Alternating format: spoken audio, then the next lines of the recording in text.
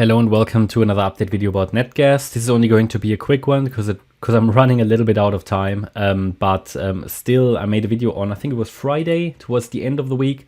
The new week hasn't really started in a very exciting way. It's basically quite neutral, a little bit upside, which is good, which means sort of the downside pressure is starting to reduce. We discussed here the scenario that we rallied in an A wave. We're currently coming down in a B wave. So that's the preferred scenario at the moment in an A, B, C structure, which could then result in a larger C wave to the upside. Conditions for this scenario to work out: needs to hold above 222. Some people ask me what is going to happen below 222. Well, if it really breaks below that level, which of course I cannot influence, but certainly we have good support along the way. Yeah, we've got 235 and then 222. But if it drops below that level, it would not invalidate strictly this A-B setup. Yeah? You can compare that to a 1-2 setup, but I count it as an A wave and a B wave, which should then lead to a C wave to the upside, to the $4 to $5 level maybe, yeah, into that range. Below that level, this setup will just get very unlikely, and it will then get more likely that eventually, before we go up in the C wave, we may make a new low. Yeah, so it's just that when you come down below those 78.6 retracements, it often just doesn't work out anymore. Yeah, it just becomes, it can then still rally a little bit or so, but eventually often, I've seen it so many times, it breaks down. Yeah, very, very often. Now, such an A-B setup typically doesn't get invalidated until it really goes below the $2.06 level in this case, but it's all about probabilities. You know, what should it do, not what could it do? It could do anything, but what should it do based on probabilities? It's a probabilistic market, and we make probabilistic assumptions, all based on the most likely outcomes. So as you can see here, I did label that already in the last video, that in this C wave we might be working on an ending diagonal. We have here the situation that we've got a so-called descending wedge. I still have my pink here from the previous videos. So there you go, descending wedge. That's typically a bullish reversal pattern. They, to be honest, really in most cases break to the upside. Not in all cases, but from my experience, 75% roughly break to the upside. It can always go down. As you know, you really only have a good indication as soon as you have a breakout signal.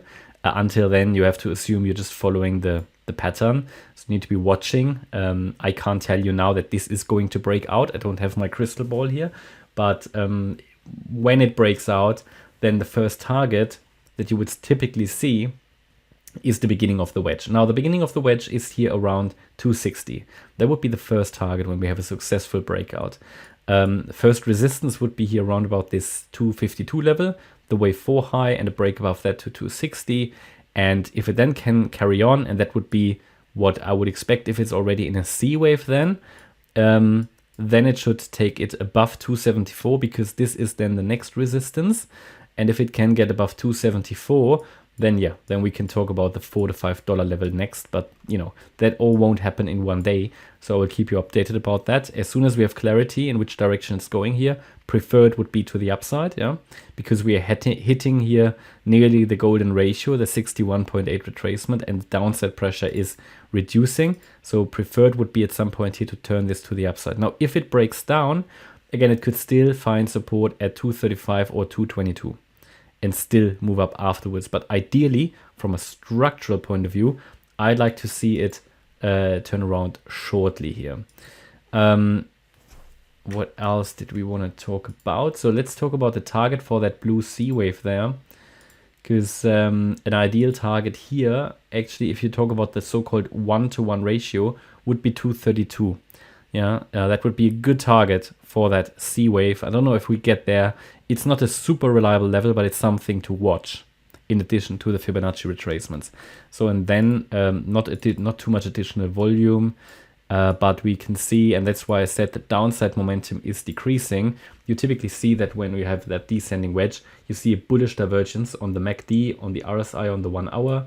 On the 4 hour chart, we see a reduction in negative momentum on the MACD, not significantly yet on the 4 hour chart, yeah. And also the 4 hour doesn't show us yet a bullish divergence, but the 1 hour does, and that's where it starts. So that's going to be interesting. Yeah, but here you need to watch for a possible bullish crossover on the 4 hour MACD. And so yeah, on the daily we rather see decreasing positive momentum. So it's all about, in my opinion, can the 1 hour morph into the 4 hour and then to the daily, to the indicators, and bring that further to the upside.